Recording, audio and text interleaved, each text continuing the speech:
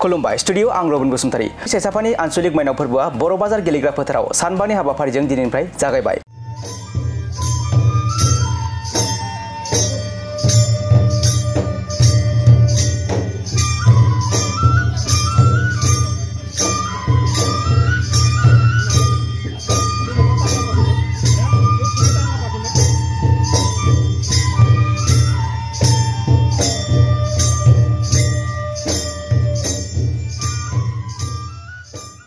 तामुलपुर जिल्लानि सेसाफानि बर' बाजार गेलेग्रा फोथाराव सेसाफानि आनसलिक माइनाव फोरबोआ सानबानि हाबाफारिजों दिनैनिफ्राय जागायबाय। दिनै 6 अक्ट'बरनिफ्राय जागायनानै 10 अक्ट'बर खालारसिम सानबानि मेहेरगोनां हाबाफारिजों खुंफुंजागोन।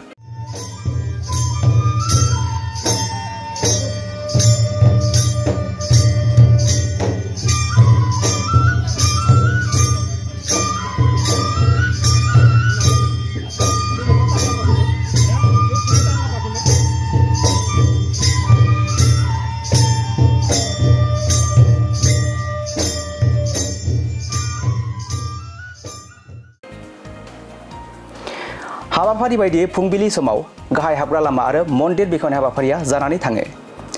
फैगौ 8 अक्ट'बर खालारखालि हारिमु मोनाबिलियाव मेथाइ रोजाबगिरि महरै बाहागो लाफैगोन मुंदांखा मेथाइ रोजाबगिरि कपिल स्वर्गियारि आरो रनिमा दैमारि बिथांमोनहा। लोगोसे फैगौ 10 अक्ट'बर थामहिनबा जोबथा खालारखालि हारिमु मोनाबिलियाव मेथाइ रोजाबगिरि महरै बाहागो लाफैगोन मुंदांखा मेथाइ रोजाबगिरि इलिसा बर', देरहासार नार्जारि आरो समरजित बर' बिथांमोनहा। बेनिखायनो दाब दाब ओनसोलनि रायजो राजाफोरखौ सेसाफानि बर' बाजार गेलेग्रा फोथाराव खुंफुंनाय सेसाफानि आनसलिक माइनाव फोरबोआव दावबायफैनो खावलायदों खुंफुं आफादनि आफादगिरि रंजाखंगुर बसुमतारी बिथाङा। खुलुमबाय। नंगौ जोङो सानबानि हाबाफारि लानानै बे 57थि सेसाफानि आनसलिक माइनाव फोरबोखौ थांनाय बोसोरनिफोर बायदि देग्लायबो जों खुंफुंनो थाखाय आखायाव लादों। जोंना दिनैनिफ्राय जागायनानै फैगोन 10 अक्ट'सिम माने 10 अक्ट'बरसिम जोंना जागोन। बेनि गेजेराव जोंहा गोबां हाबाफारि दङ। दिनै गिबियाव जोंहा माखासे हाबाफारि जानानै थांबाय। दिनै जोंहा गुबै दरजाखौ बेखेवदों हाबाफारि मथे जोंहा बिथां जोंनिनो बे ओनसोलनि गावबुरा बिथां माधब दास बिथाङा आरो बिदिनो जोङो बाथौनि नियमजों जोंहा फालिनाय मोनसे बा ब्रह्मनि नियमजों फालिनाय मोनसे जोंहा जायगा दङ, सेवालय दङ। बेहाय जोंहा बाथौनि नियमजों जि जों फालिगोन बे माबाखौ मा होनो बे फालिथाय जायगाखौ बिथां जोंहा बे ओनसोलनिनो बिरेन स्वर्गियारि बिथाङा बेखेवखांबाय आरो लोगोसे जोंहा ब्रह्मनि नियमजों स्वरुप स्थिति प्रसादनि आफादनि नियमजों जोंहा बे मोनसे जयगालय दं।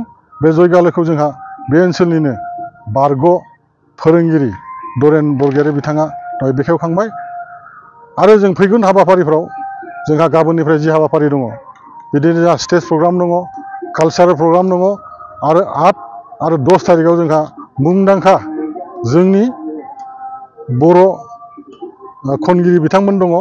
बिथांमोनहा बै समाव बाहागो लागोन आरो जों आसा खालामदों फैगोन बोसोरनिफोर बायदि जोंखौ बे ओनसोलनि नङा सारा जोंनि बे बाक्सायानो हक तामुलपुर डिस्ट्रिक्टआनो हक बा सारा आसामनिफ्राय खना खनलानिफ्राय फैनाय सुबुंफोरा जोंखौ जथेस्थ' सहाय होगोन होननानै जों सानदों आरो बिदिनो दाब दाब जायगानिफ्राय जोंनाव बाहाय गलादार हिसाबै फैदों, सोरबा हटेल होफैदों, सोरबा दख'नानि दखान दङ, सोरबा मुनि हारि दं।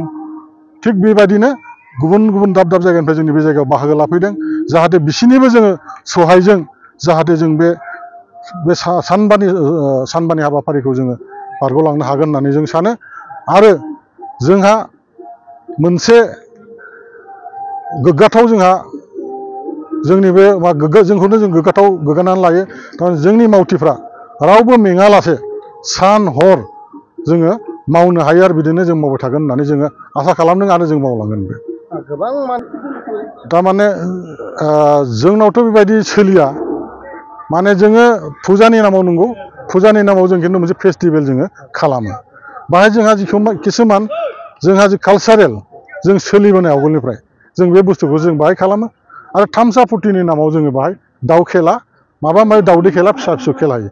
दा बेखौनो जोंखौ मा मेगन गोसाफ्रा जाहाथे गिदिर जायो जोंनि फुजाया एसे डिसिप्लिन जायो बेखौ एसे सोरबा हिंसा खालामनानै अनेक खोथा बांसावनानै जोंखौ फोसावो आरो खिन्थु जों बिदि होआ हयथ' जादोंमोनबाबो आवगोलाव माबा मोनसे स्टेसनमोन खिन्थु जोङो दा बे बुस्थुखौ जों टटेलि जोङो बन्द' खालामबाय बुंगोन गोजान गोजाननिफ्राय फैनाय बिथांमोना फै उपभग खालामलां आरो बे जायगायाव दावराव दावसि जाया होनखानानै बिथांमोनाबो मिथिखागौ आरो बिसोरबो जाहाथे खालामफैया आरो खालामफैनायखौबो जों मोनफेराखै दिनैसिम जाहाथे जों हांख्रायहरो जाहाथे नोंथांमोना जोंनि बे माइनाव फोरबोआव बयबो फैनानै आरामसे उपभग खालामलांनांगौ आरो